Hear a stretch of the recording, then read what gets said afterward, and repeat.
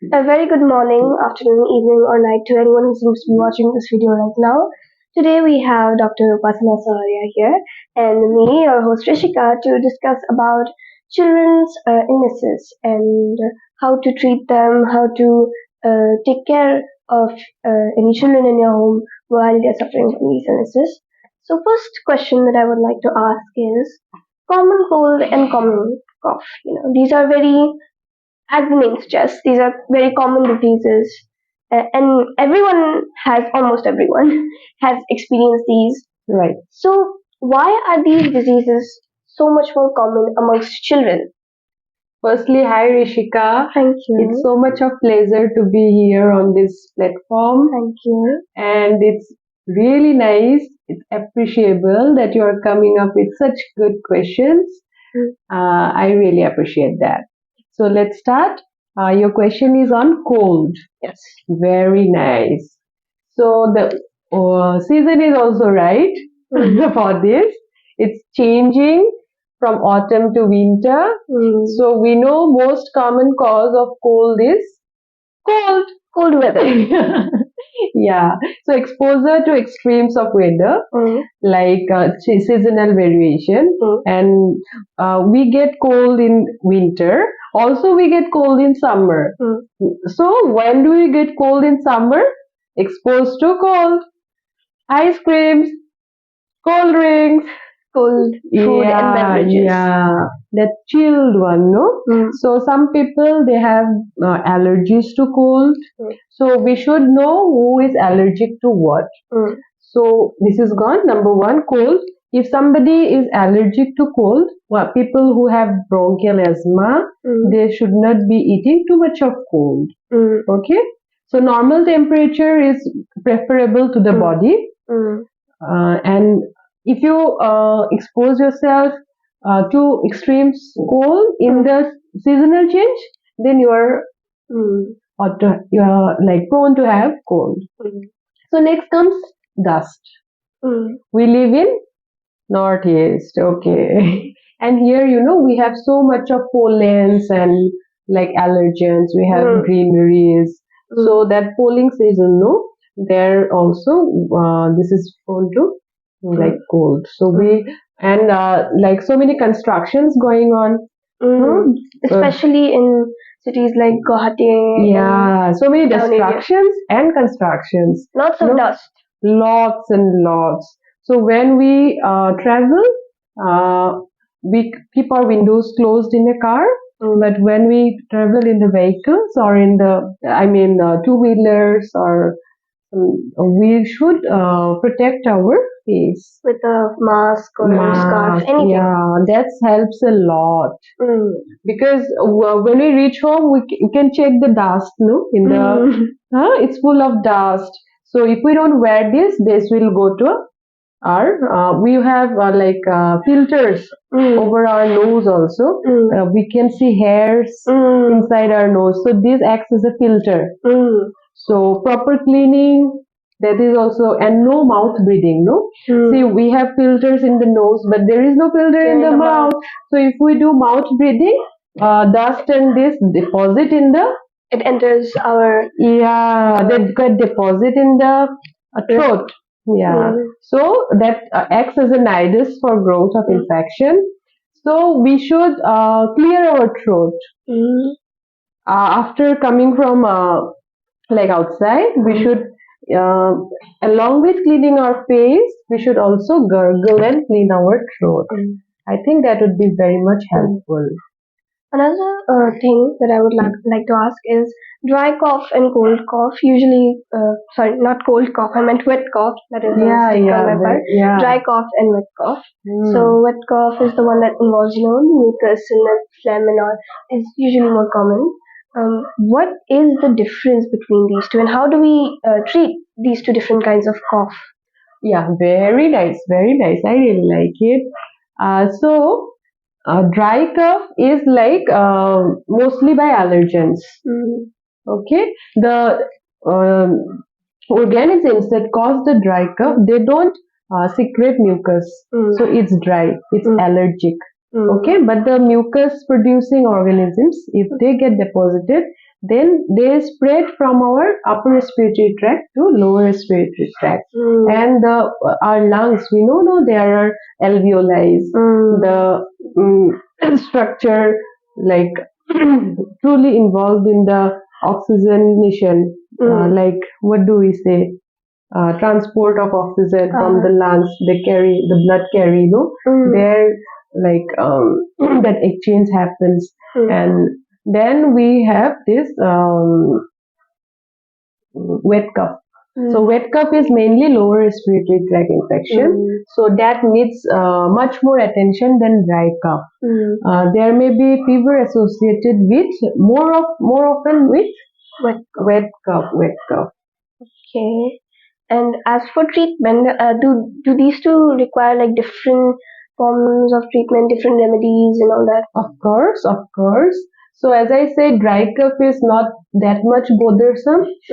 So that can be cured from home remedies. Home remedies like gargle. Gargle is the most efficient, mode of treatment. We can never neglect gargle in terms of sore throat. Even if we take antibiotics and so many mucolytics and other fancy drugs, and if we don't gargle and clear our throat from the focus of infection, we are not supposed to get cured. Instead, if we get clear, infection is germs, no? There must be some source of germs. So we have to clear the germs first. So then comes the residual germs, which doesn't get cleared with simple water or something cleaning. Then the residual germs that goes into our body, that into our blood, that needs to be treated with antibiotics. So what can we use to gargle? Like, is there a specific like medicinal gargle, or can we just use warm water and salt? Yeah, warm water is also not that bad, but if we add a pinch of salt, that acts better. And if we again want to go for fancy items, and kids sometimes doesn't like salty water or this like some flavor things, then we can add some mouthwash. There are lots available in the pharmacy. Those can be used. And gargle just once is not enough. I recommend 3 times. Morning, afternoon, evening. Yeah. Preferably before night. Before going to bed. And after waking up. So around the times when someone brushes their teeth. Yeah. Okay. So after that, to deviate from the topic a little, so far we've been discussing cold and cough. These are fairly common, but another very common thing amongst children and young kids is stomach aches, tummy pain. Yeah. It's quite common nowadays. So I think every one of you, there is nobody who doesn't have experienced tummy ache, either as an excuse to go to school or in real, right? I mean, yeah, in a sense that's true. So as for stomach aches, could you just tell us some reasons as to why it occurs? Other than the usual, chips and chocolate and all that, there must be more reasons, surely. Yeah, that is also not negligible. And you acted on your own. I'm so happy. So, stomach ache. I'll be talking of your age only, like the adolescents, no? So, stomach ache, like in case of girls who has attained puberties, it could be from menstruation. Yeah, during menstruation. So we need to consult a gynecologist when the pain is during menstruation. Okay. So apart from that, we'll talk in general. In general. Yeah. Just not menstrual pain. Not menstrual pain. So in a place like Assam, like infestations, worm infestations is very common. Like the government has also adopted policies of deworming. So that is very necessary. Periodic deworming, like albendazole, just 1 tablet. We have nothing to fear that. It's just a tablet. Just a tablet, and there are many taboos like this cannot be taken in stomach. It cannot be taken in daytime. So no tablets, nothing has to be like concerned of. You can take every 6 months, just gulp one tablet. Okay, so worm infestation is gone. Like second is like digestion problem. You can have indigestion problem if your tummy is not clear. You don't poop every day.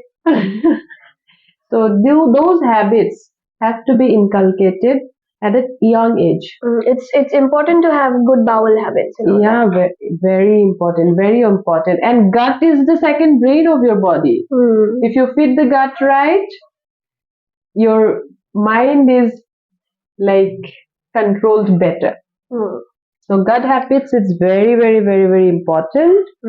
So, so how do you develop good gut habits? Physical activity. That is something. Yeah, students like you have come to me. They're so much concerned about academics. They sit the whole day. They don't even get up from the table. Like, I need to finish this. I have exams and whatnot. But please cool down. It is important, especially for children and people So of what our age. I would advise is like, if you don't have enough time for physical activity, just have a 5 minutes walk after every 20-25 minutes. So constant sitting is not recommended. And through you, I will also appeal to the parents. Please don't bring the plate of food to the study table. Let them move around the house. You know what? Sitting is new smoking. Wow, that is. Yeah, and students like you, they are coming to me with problems like PCO, polycystic ovaries. They are not having periods regularly. Forget about bowel. So there are a lot of implications with your habits.